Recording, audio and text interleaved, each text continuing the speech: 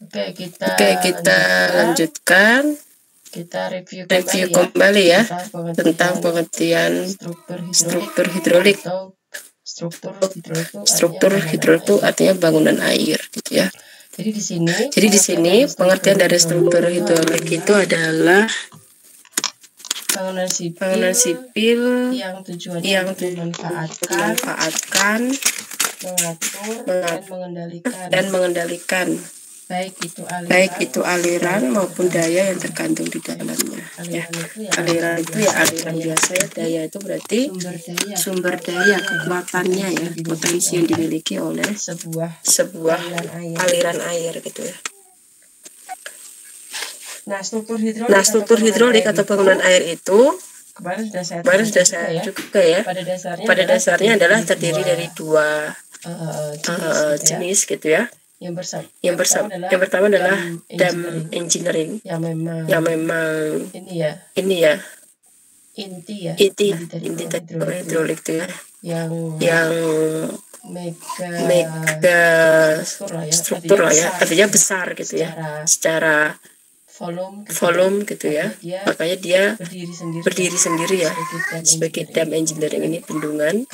Kemudian ada struktur hidrolik lain, yang mana sebagai struktur hidrolik lain ini berkesinambungan ya, berhubungan dengan dam engineering ini gitu ya, ada kaitannya. Dam atau bendungan kemarin sudah ya, yaitu bangunan melintang sungai. Jadi kalau ini misalkan ada sungai gitu ya,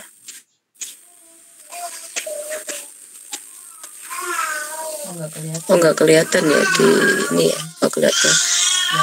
Nah ini kan ada sungai ya, kemudian kita bangun sebuah bangunan gitu ya, melintang gitu ya. Meskipun tujuannya ini itu adalah untuk menaikkan, jadi itu tuh naik gitu ya. Nah jadi naik ini yang awalnya rendah ini jadi tinggi. Nah artinya ada aliran, jadi tujuannya adalah untuk menaikkan muka air salah satunya ya, yang awalnya cuma di sini aja jadi setinggi ini. Yang bagian hulu makin tinggi, bagian hilirnya makin rendah. Dan ini kan akan mempercepat pergerakan air ya. Kenapa bisa cepat ya? Karena ada perbedaan tinggi yang cukup besar sehingga pengaruh gravitasi kan. Kalau gravitasi itu kan air mengalir dari tempat tinggi ke tempat yang rendah gitu ya. Selain meninggikan, bendungan ini adalah kemarin saya bilang ada reservoirnya. Reservoirnya di sini. Nah, bagian situ reservoir. Tujuannya adalah untuk menampung air. Jadi ditampung selain berfungsi untuk menampung juga untuk meninggikan muka air. Nanti kita lihat contoh bendungannya ya. Bagian hulu tuh bagian yang sumbernya ya, bagian yang atas lah ya, kalau kita bicara tentang topografi gitu ya. Bagian hulu itu bagian atasnya itu bentuknya reservoir ya, maka kemarin bentuknya sini kan reservoir, kita sebut sebagai waduk. Jadi waduk Jatiluhur ya, waduk Cirata misalkan ya. Nama lainnya waduk adalah bendungan ya. Disebut waduk artinya dia fungsi sebagai wadah. Wadah itu artinya apa? Storage ya. Yang mana waduk ini adalah buatan, artinya buatan manusia gitu ya. Beda dengan sungai, beda dengan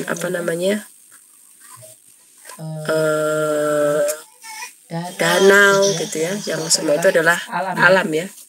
Kalau ini buatan manusia, yang mana waduk itu akan terbentuk karena dibuatnya bendungan tadi. Komponen utamanya ada bendungan utama, berarti bendungan utama itu sendiri. Bendungan utama itu nanti di gambarnya ya. Ini bendungan utamanya ini. Nah, Anda bisa lihat nih, di sekitar bendungan itu ada jalan, ini ada jembatannya di atasnya. Di sekitar ini ada bangunan-bangunan air nih ya, bangunan air. ada namanya bangunan intek di sini ya kan. Kemudian daerah sini ini juga ada bangunan-bangunan di sekitar sini nih. Kita sebut sebagai intek. Kemudian ada juga bangunan pelimpah. Pelimpah itu bahasa ini ya, melimpahkan air kalau airnya berlebih gitu ya. Daerah sini ada, mungkin di sini juga ada PLTA, bangunan-bangunan listrik tenaga air ya, karena apalagi bendung sebesar ini ya. Ini bendung di Jepang ya. Jadi utamanya adalah bendungan utama tuh ya ini, bendungan utamanya itu ini. Ini bagian utamanya. Kemudian intek itu bangunan pengambilan, karena kan bendungan ini sumber ya, sumber dari bangunan struktur yang lain. Maksudnya gini, misalkan untuk irigasi itu kan air dari mana gitu ya. Intinya kan fungsi irigasi itu supaya mau itu musim kemarau, mau itu musim penghujan, air itu tetap ada ya kan, untuk mengairi sawah, untuk mengairi tanaman ya kan. Jadi dia ngambil air dari mana? Kalau musim kemarau kan ya bisa dipastikan hampir semua sungai itu pasti ini ya. Sebentar ya. Kak, Amat udah tolong atau ambilin dulu Kak Amat. Ada salah tuh. Ambilin ini Kak. Ya mie pahitnya Kak. Kalma. Hah? Ada gitu? Itu dikasih dulu. Kak ambil nanya Kak. Omnya biar ngajar. Kecilin dulu deh TV-nya deh. Oh sebentar, astagfirullahaladzim.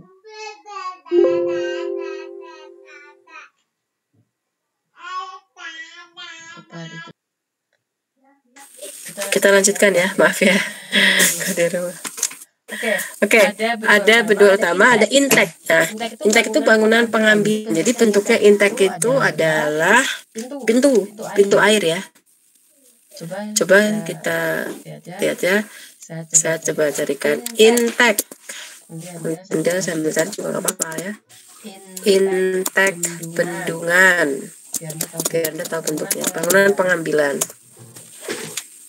Nah ini ya, intek itu semacam pintu, bisa di sebelahnya, berarti buat ngambil air gitu loh. Tapi ada air ya. Misalkan irigasi ngambil air dari mana, dapat air dari mana. Kalau musim kemarau kan sungai juga habis airnya ya kan. Salah satunya ngambil ini contohnya. Biasanya bentuknya pintu air ya. Intek itu bangunan pengambilan. Nah ini contoh-contoh bangunan pengambilan ya. Ini pintu air intek. Untuk PLTA misalkan, ambil dari mana airnya? Ya salah satu dari bendungan. Lewat mana? Lewat intek itu tadi. Ya, itu intek maksudnya di situ, intek ya. Anda bisa cari-cari lagi ya. Jadi coba ini, saya liatin videonya ya. Semoga aja ada bayangan ya tentang intek ini. Saya dulu juga pernah ya. Perpaduan krim susu dan coklat yang lezat dengan kejutan nikmat 2 bola wafernya. Cuma 1 menit ya. Biar ada gambaran intek itu seperti apa. Kalau pakai suara ya.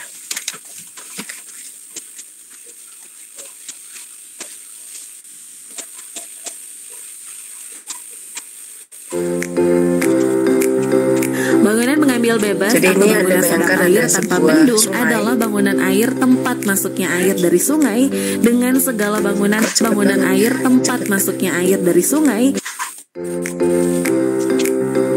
Bangunan mengambil bebas atau bangunan sadap air tanpa bendung adalah bangunan air tempat masuknya air dari sungai dengan segala bangunan perlengkapannya yang berfungsi untuk mengatur besarnya debit air masuk ke saluran sesuai dengan kebutuhan. Posisi bangunan diletakkan pada tikungan luar sesuai dengan keadaan tebing yang stabil. Untuk memperlancar pelaksanaan perlu dibuat isdam dari bambu yang dilapisi anyaman bambu. Metodologinya ada Lebar di mulut bangunan watering pengambil ya. sekitar 0,6 meter untuk luas sawah yang diairi kurang dari 50 hektar. Untuk mengarahkan aliran air sungai masuk ke bangunan pengambil bebas dengan sempurna, maka perlu dipasang bangunan pengarah arus atau krip yang terbuat dari susunan bambu.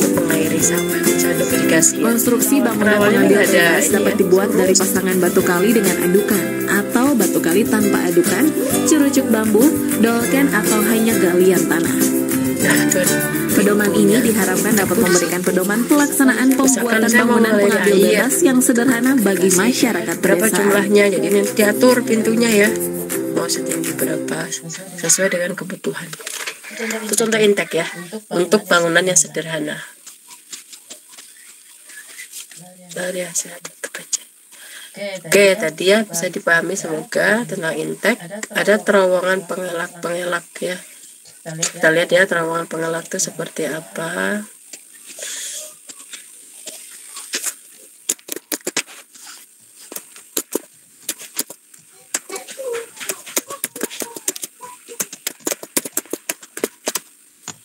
Kalau nggak salah sekitar Pemkot itu ada ini ya, ada irigasi ya kalau nggak salah tuh.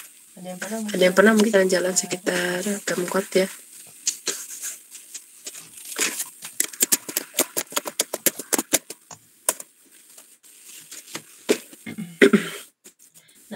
Nah ini terowongan pengelak ini memang ini ya, enggak semuanya ada sih, harus bendungan yang besar ya. Ini contohnya yang gede-gede ya. Kita lihat ya terowongan pengelaknya kayak gimana.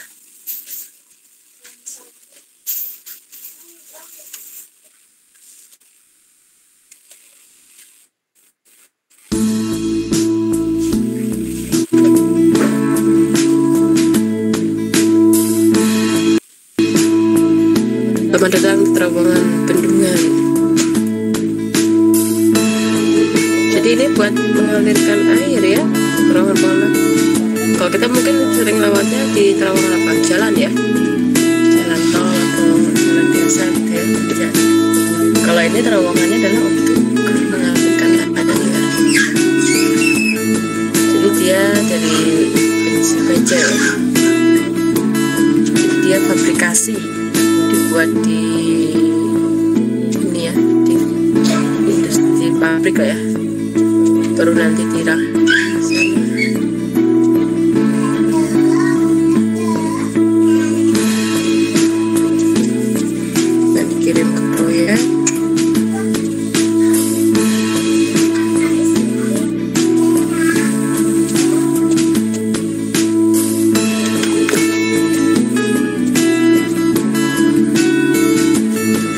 Bisa nyari lah ya kalau misalkan seru ya situ sebenarnya sih, tapi ya untuk laki-laki sebenarnya seru banget ya. Misalkan untuk pemasangan itu ya gimana ya, pasti ada kebayang lah ya, bisa lautnya dilewati, pasang apa namanya fondasinya gitu ya, pilar-pilarnya. Pilar tuh tiang ya, tiang jembatan. Kalau di jembatan itu namanya pilar. Nah, dicor ya, berarti kombinasinya antara beton dan baja.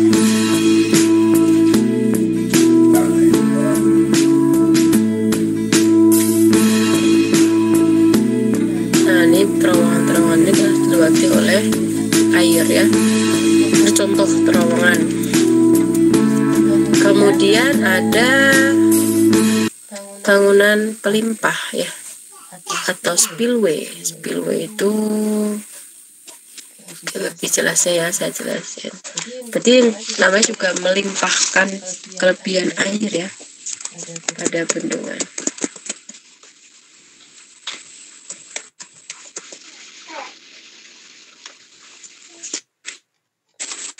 Bangunan pelimpah. Jadi dia letak di bendungan, sebelah bendungnya tadi loh ya. Nah ini ada jalan sendiri gitu ya, artinya di bendungan utama misalkan.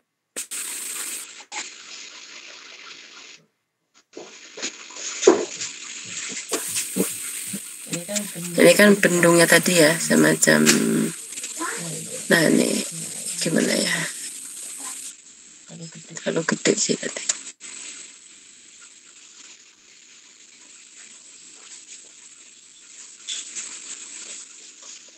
Ini cukup lengkap. Nah, ini kan tadi bendungnya tuh di sini ya. Yang ini ada air, ada yang namanya menaikkan muka air. Nah, sebelahnya ini ada namanya bangunan pelimpah. Dan lagi-lagi ada pintu air sih.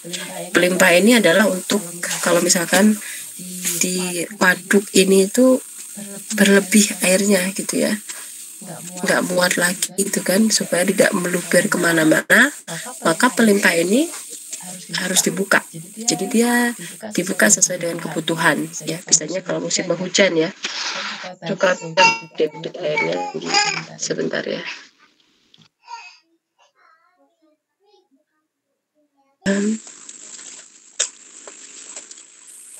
Halia pelimpah, oke, itu bagian-bagian atau komponen dari bendung ya, bendungan. Kemudian ini contoh ya, dam atau bendungan. Ini di Sima Jigawadam di Jepang ya. Jadi saya nyari ternyata di Jepang ya. Bagus ya. Nah, kalau contoh bendungan tuh ini hulu tuh di sini ya. Kelihatannya hulu tuh biasanya kelihatan dari banyak bukit-bukit atau curam lah ya. Ada kayak batas-batas gunungnya tuh tinggi-tinggi ya kalau hulu. Jadi kan dari sungai awalnya ya. Sungai kemudian dinaikkan ini muka airnya. Awalnya ini kan sungai tuh sama rata gitu ya. Tapi kan ini dinaikkan ya. Kemudian supaya air tuh bisa mengalir dengan cukup deras, dengan kecepatan yang tinggi karena memanfaatkan gravitasi. Ini di luar ya, negeri ya. Ini contoh yang di dalam negeri, bendungan Sutami. Sutami itu di Jawa Timur. Bendungan Sutami itu di Jawa Timur. Dia ini yang di sungai yang di bendung ini Sungai Brantas ya. Kalau di Jawa Tengah kan Bengawan Solo sungai ya. Makanya ada BBWS. Makanya kalau di Kemenpor itu sumber daya air kan punya tuh namanya Badan Besar Wilayah Sungai. Kalau Jawa Barat Citarum, BBWS Citarum. Kalau Jawa Tengah itu BBWS Bengawan Solo.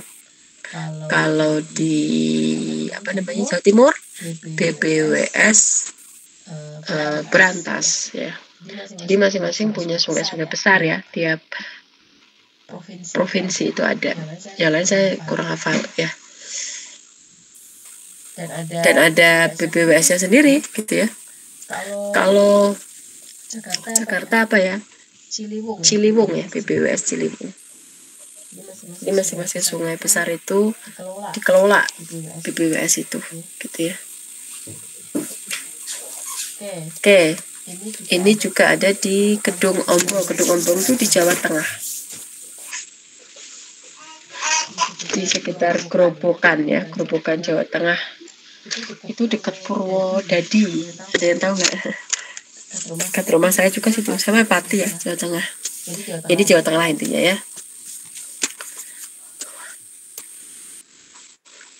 Ada kata serbaguna. Serbaguna itu artinya multifungsi ya. Kalau misalkan yang pernah kemarin cerita tahu Cirata, Saguling itu untuk PLTA ya, daerah situ kan, makanya di situ kan ada anak perusahaannya PLN ya, Indonesia Power ya kalau nggak salah. Indonesia Power, pembangkit, saya lupa ya, pembangkit apa PJB, pembangkit Jawa Bali. Nah itu PLTA di bawah PLN, berarti dia pembangkit listrik ya. Nah selain bendung ada juga ya teknik sungai ya, bangunan pengelak, irigasi, drainase, bangunan jalan air, ini bangunan air ya, bangunan tenaga air, stasiun pompa, teknik pantai. Ini kalau di saya dulu kuliah itu ada mata kuliahnya sendiri-sendiri nih. Irigasi itu ada sendiri. Gede-gede lah ya, drainase. Teknik pantai itu ada sendiri, bangunan pantai itu ada. Karena bangunan pantai itu juga banyak ya. Bangunan sekitar pantai, mencegah erosi. Atau misalkan bangunan-bangunan pertambangan ya, kalau Anda bayangkan kan orang yang nambang di tengah laut itu gimana ya ininya strukturnya. Nah ini juga orang sipil juga tuh.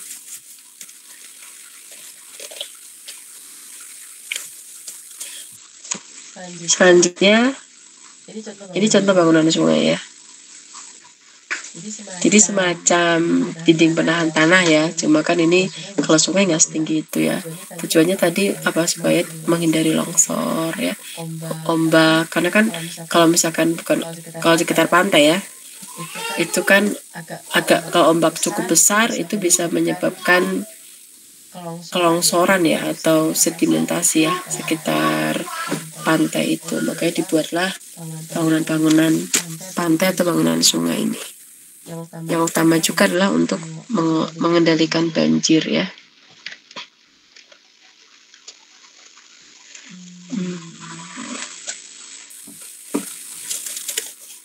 Bangunan pengelak atau pelimpah gitu ya.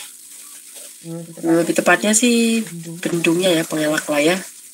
Bangunan yang dibuat melintang sungai sehingga permukaan air di hulu bangunan naik dan air dapat mengalir secara gravitasi untuk mengairi daerah layanan.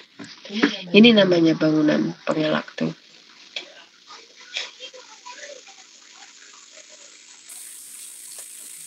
Nah ini kan melintang sungai ya, memotong sungai kan. Sungai kan awalnya lurus ini, awalnya lurus kan, namanya sungai itu nggak ada apa namanya, kayak terjunan gini kan nggak ada, tapi oleh manusia kemudian dibuatlah bangunan yang melintang sungai ini. Pertama ini nah bagian sini. Tujuannya apa? Untuk menaikkan muka air di hulu-hulu kan yang sini ya, ini hilir kan jadi naik ya, ada perbedaan tinggi cukup besar sehingga air bisa mengalir karena pengaruh gravitasi. Nah untuk bangunan pengelak ini ada dua macam. Pada bendungnya itu ada namanya bendung tetap dan bendung gerak. Bedanya apa? Kalau bendung tetap itu dia tidak bisa diatur ketinggian muka airnya. Biasanya ditandai dengan tidak adanya pintu air. Jadi ya tetap segitu aja. Kalau bendung gerak itu bisa diatur. Karena di situ ada pintu airnya ya, jadi mau dibuka berapa tingginya, mau kebutuhan airnya berapa itu bisa diatur. Makanya di sini contoh bendung tetap itu ini ada bendung tetap karena nggak ada pintu airnya. Artinya apa? Sampai kapanpun ya air yang lewat ya segini aja, tetap ya airnya segini. Ini bendung tetap, maka dinamakan dengan bendung tetap. Ada juga bendung gerak. Kalau saya katakan gerak tandanya apa ini? Ada pintu-pintu airnya ya. Nih ada pintu. Ini ada pintunya nih. Jadinya ada bangunan lain ya selain dari pengelak itu sendiri. Ini juga contoh bendung gerak. Tuh lihat ya, sampahnya banyak banget ya. Memang begini kondisi bendung di kita ya, jadi tempat sampah ini ada pintunya kan, jadi bisa diatur mau dibuka seberapa. Makanya sering dengar nggak kalau berita-berita banjir di Jakarta, oh embung atau waduk apa, saya lupa Jakarta ya, Ciliwung, pintu air dibuka gitu ya. Kalau banjir harus dibuka ya, kalau enggak nanti meluap waduknya ya kan, malah membanjiri daerah sekitarnya. Contoh bendung gerak ya. Ada juga bendung karet. Kalau bendung karet itu dari karet emang, jadi dia bisa naik, bisa apa namanya, besar, mengempes lagi. Coba kita lihat ya, saya lihat di Google karena kebetulan saya belum nyari bendung karet. Jadi dari karet beneran ya.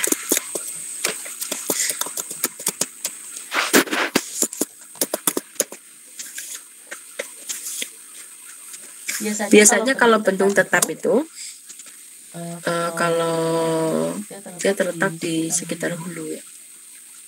Karena kan kalau di hulu itu gini intinya.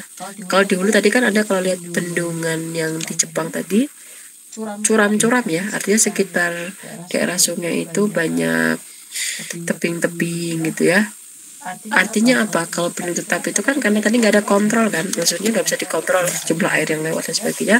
Tetapi karena sekitar dari tempat bendung itu tadi adalah curam-curam tinggi-tinggi topografinya, maka ya tidak khawatir kalau air itu meluap kemana-mana. Kalau bendung gerak itu biasanya letaknya di sekitar hilir-hilir. Kalau hilir dia topografinya lebih rendah, ya kan? Artinya apa? Jadi sekitarnya itu khawatir ya kalau misalkan ada debit yang cukup besar, ada hujan yang deras, airnya meluap kemana-mana, sehingga kan kita membutuhkan pintu air, yaitu tujuannya adalah untuk tadi mengatur jumlah air yang melewati bendung tersebut. Nah ini contoh ya, tuh ada karetnya ya. Saya belum pernah lihat sih secara langsung, tapi ada ternyata ya, lagi-lagi ya, untuk menaikkan muka air kan, kebayang ya. Kita lihat di YouTube, ada di YouTube-nya ya. Ya, hampir dikira ini ya ikan paus ya. Gede banget ya bendung karetnya.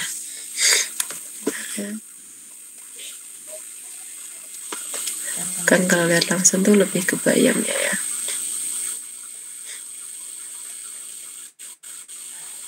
Maaf ya, ini tontonan anak-anak deh.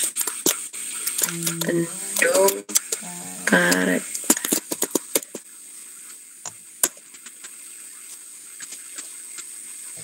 Nah ini contohnya.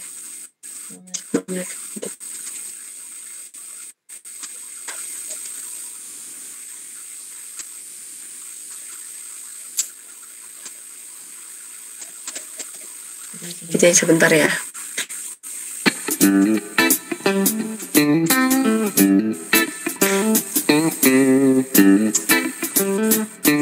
Jadi pada proses pembuatan bendung itu ada namanya proses dewatering ya. Dewatering itu artinya apa? Sebagian sungai itu dikeringkan ya. Tutup terlebih dahulu. Kelihatan ya? Bandingan tadi ya. Ini aja. Beli kebutuhan harianmu di Shopee. Diskon hingga 50% dan gratis ongkir. Dapatkan berbagai produk makanan dan minuman.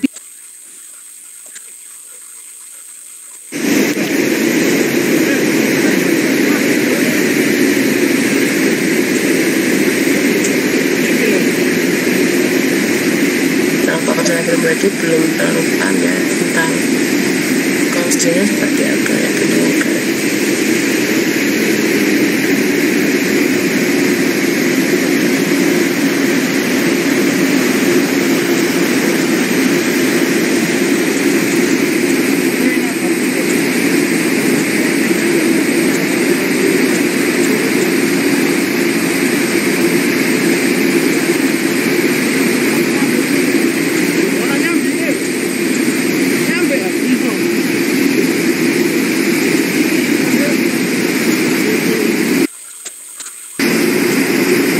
Makin besar ya semuanya. Karena tujuannya dia kan tujuannya air yang sebelah sini nggak bisa lewat ya. Simpan.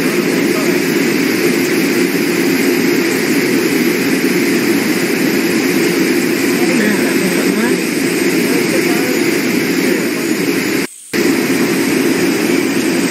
bisa ada ini ya. Tujuannya ya awalnya kan cuma biasa, tapi ya kita bangun tidur ini makin besar ya.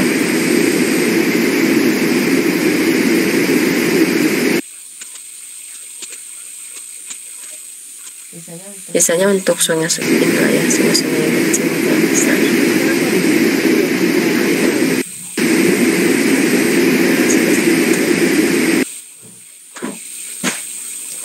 Oke, seperti itu. bendung karet.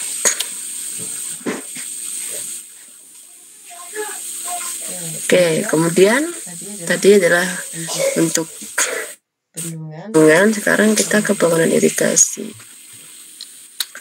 Namanya irigasi, bangunan air yang digunakan untuk memenuhi kebutuhan air untuk pertanian ya. Jadi memang kita berkolaborasi ya, nggak cuma sipil tapi sama pertanian, anak orang pertanian. Intinya adalah irigasi itu kan mengambil air, menyalurkan air, dan membagikan air. Endingnya adalah membuang air. Mengambil air itu lewat intake. Jadi kan irigasi itu apa? Dia ngambil air dulu di sumber airnya, mau itu bendungan, mau itu dari sungai dan sebagainya gitu ya. Habis itu dialirkan, ada saluran. Karena petak sawah itu kan jauh ya, dari sumber sampai ke petak itu bisa berkilo-kilometer gitu ya. Setelah dialirkan, maka akan dibagi-bagikan ke petak-petak sawah. Dibuang itu maksudnya gimana? Yang namanya kita mengairi, memberikan irigasi, air irigasi itu di petak-petak sawah tidak semuanya langsung terpakai. Pasti ada yang namanya sisa air. Sisa air inilah kemudian dibuang lewat saluran pembuang. Ya, dibuang itu maksudnya bukan airnya dibuang, enggak. Tapi kan setelah air masuk ke petak-petak sawah kan tidak semua air itu langsung diserap oleh tanah. Karena kalau misalkan berlebihan kan justru mati tanamannya ya. Makanya kalau berlebihan sisanya dibuang ke saluran pembuang. Seperti itu. Ada bangunan utama, ada bangunan jaringannya. Utama itu ya bangunan intake, yaitu bendung.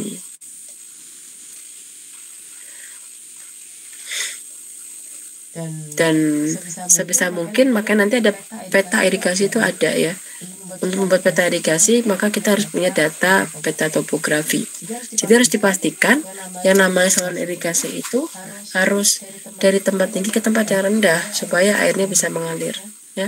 Kalau misalkan terbalik ya kita salah, kan kita kadang modalnya dari peta ya, salah menentukan saluran irigasinya ya nanti dikhawatirkan air nggak bisa mengalir ya. Kalaupun ternyata harus mengalir harus pakai pompa dan itu mahal ya. Ya kayak kita kalau ngambil air sumur ya, artesis kan dari bawah sampai ke atas ya, itu kan harus dipompa ya. Dan itu nggak murah ya, seperti itu. Nah, sepanjang saluran tadi itu ada namanya bangunan sadap. Sadap itu untuk mengambil air. Ya mana? Ada bangunan bagi. Jadi kan tadi nama juga fungsi irigasi itu membagi. Ada bangunan pembagi. Bangunannya bentuknya gimana? Sederhana gitu ya. Bangunannya seperti pilar-pilar tembok gitu ya. Tapi intinya adalah ada pintunya gitu loh. Pintunya untuk apa? Untuk menyadap itu menangkap air, untuk membagi, untuk mengukur. Ada juga bangunan terjun. Kalau terjun tuh dari nama juga terjun, maka tujuannya adalah untuk mengurangi adanya kelongsoran ya, atau kecepatan, mengurangi kecepatan. Ada juga drainase. Drainase itu nama lainnya selokan ya. Selokan. Tujuan drainase. Nah, drainase itu tidak selamanya. Kalau selama ini kan bikinnya selokan tuh untuk air kotor ya. Tidak ya. Namanya drainase itu ya untuk air bersih ada, untuk air kotor ada. Makanya kalau di perumahan atau komplek ya, atau intinya suatu tempat yang perencanaan saluran airnya bagus itu dibedakan ya antara saluran air kotor sama saluran air bersih. Kalau di komplek juga sama gitu ya. Jadi untuk saluran untuk air kotor itu gimana? Sisa mandi, nyuci baju, nyuci piring itu harus nggak boleh nyampur, harusnya ya nggak boleh nyampur sama saluran air hujan gitu. Itu kan kalau misalkan tadi yang bekas cuci baju dan sebagainya, berarti dia itu kan masuknya limbah ya, harusnya nggak boleh nyampur ya. Ya untuk hujan kan bersih itu sebenarnya ya, air hujan gitu ya. harusnya nggak boleh dicampur gitu ya. Tujuannya adalah mengendalikan kelebihan air ya. Makanya kemarin kan belajar hidrologi ya, air hujan jatuh ke permukaan ini kan ya, ke permukaan. Kalau dia besar curah hujannya kan berarti permukaan ini akan dipenuhi oleh air ya kan, maka aliran permukaannya tinggi dan itu tidak bagus ya, karena khawatir ada banjir. Makanya kelebihan air ini maka akan masuk ke selokan. Makanya nanti kita akan belajar juga perencanaan jalan yang baik, maka harus disertai pula dengan perencanaan selokannya juga atau drainase gitu ya. Dan kebanyakan di kita itu kan jalan apa materialnya dari aspal ya. Kalau namanya aspal itu kekurangannya dia itu tidak kuat terhadap air. Jadi kalau direndam air terlalu lama maka dia cepat mengalami kerusakan. Maka jangan heran ya di kita itu kok cepat rusak jalannya. Apalagi kalau kena banjir itu mah cepat banget rusaknya. Dan kalau Anda belajar nanti tentang perencanaan jalan-jalan yang kita lewati itu sebenarnya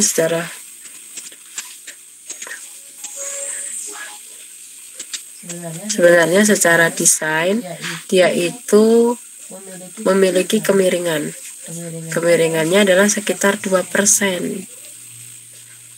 Jadi yang Anda lewati jalan itu sebenarnya bukan datar lurus gitu ya, horizontal, enggak. Secara peraturan dia harus memiliki kemiringan 2%. Tujuannya apa? Supaya kalau misalkan ada hujan atau ada air itu segera mengalir ke sebelahnya. Jadi enggak menggenang ya. Pokoknya jangan sampai ada yang menggenang di atas jalan, terutama aspal. Karena aspal itu nggak kuat terhadap air. Maka jangan heran kalau jalan rusak, bolong dan sebagainya. Nah, selama ini drainase itu kalau kita punya air yang berlebih, gimana caranya diresapkan? Ada bioporit. Pernah dengar bioporit itu yang bikin lubang itu ya di tanah itu. Atau ditampung sementara. Intinya kita ingin mengalirkan air itu tanpa menimbulkan dampak yang negatif gitu ya. Sama juga seperti irigasi, ada jalur saluran. Kalau drainase itu beda sama irigasi ada impact dan sebagainya. Kalau drainase mah ya bentuknya saluran aja gitu ya. Meskipun sepanjang saluran, drainase kan panjang ya. Dan di mana itu nanti kan permuarannya ke sungai, dari sungai ke lautan. Sepanjang saluran itu ada namanya bangunan terjun, talang, sipon. Nanti aja di materi selanjutnya ya. Kalau enggak Anda cari sendiri lah ya. Sipon teh gimana gitu ya. Kita di mata kuliah nanti di irigasi ada.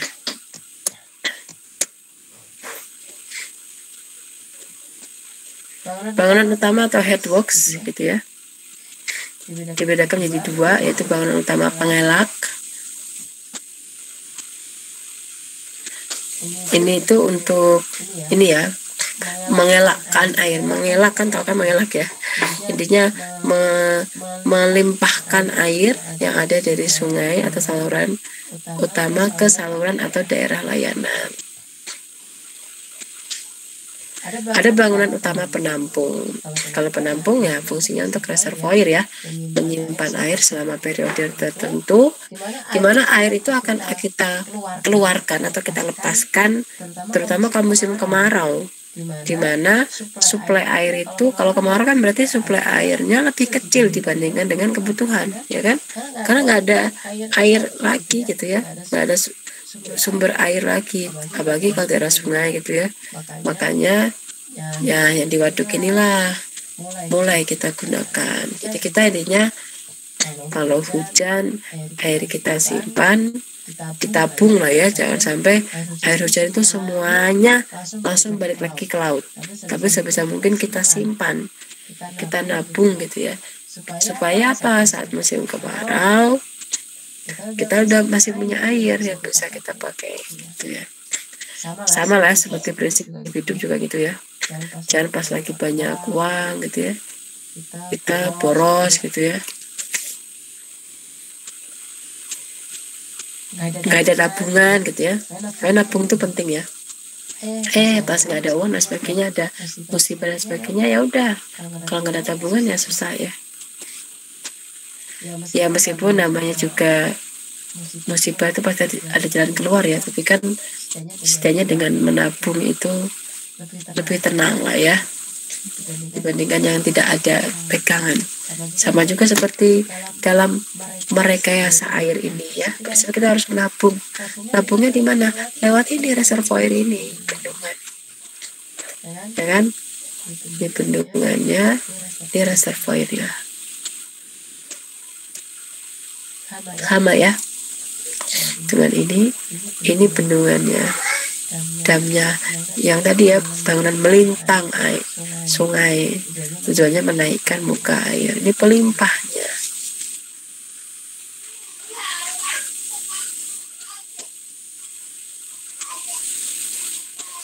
Nah, seperti itu. Ini contoh pelimpah tuh yang ini.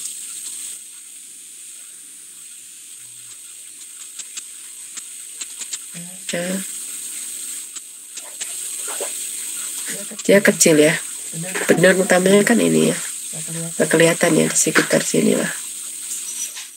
Dari sini kemudian airnya ke sini. Ini melimpah. Tapi ada pintu airnya di sini. Sebentar ya.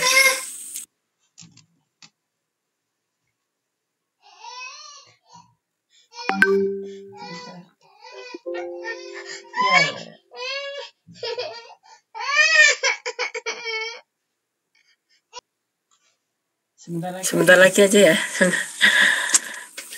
Nah ini ya. Kalau sini Anda lihat di situ tuh nggak ada air kan sebelah sini ya.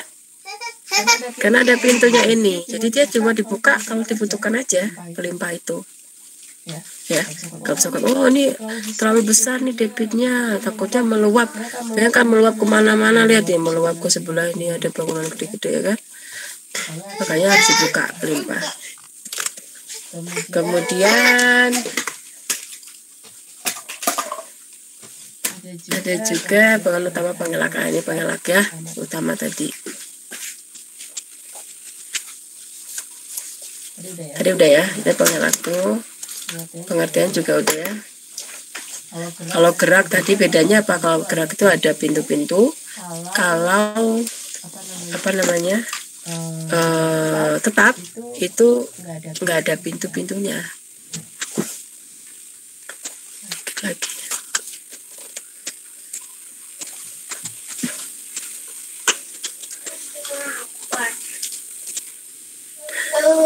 Kemudian klasifikasi bangunan utama pengelak berdasarkan fungsi. Ada bendung pembagi banjir.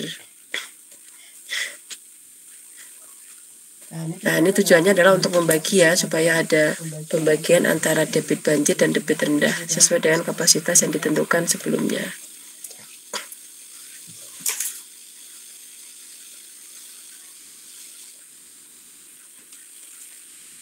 Saya skip aja yang itu. Ada penahan air pasang ya, berarti ini sekitar, ini nggak kelihatan ya, sekitar pantai yang tadi ya. Kalau penyadap itu artinya untuk menangkap air ya, makanya untuk irigasi, untuk PDAM, untuk industri, PLTA gitu ya. Nah ini contoh nih bendung penyadap ya.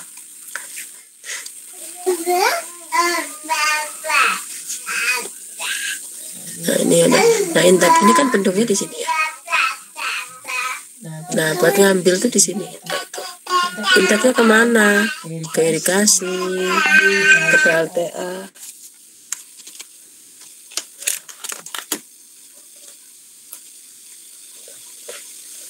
Kemudian ke tempat-tempat yang lain.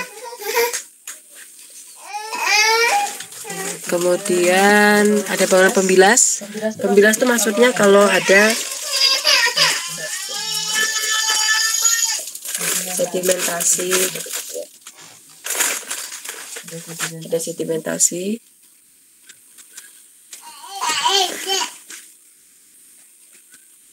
Kemudian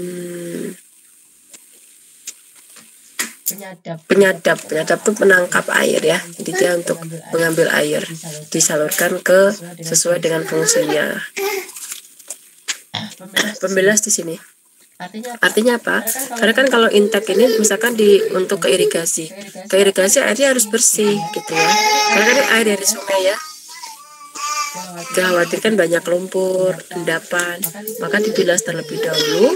Hasil dari dibilas kemudian disalurkan ke intake. Yang ini pekan depan ya, nanti saya jelaskan, tinggal dikit lagi aja sih. Jadi secara garis besar seperti itu. Saya rasa cukup ya untuk pertemuan hari ini. Tidak ada tugas ya, paling yang kemarin aja ya, ini masih ini aja. Paling kalau Anda masih penasaran sama bentuk-bentuknya, silahkan lihat di Google banyak gitu ya, di YouTube juga banyak. Nanti saya share ininya, materinya.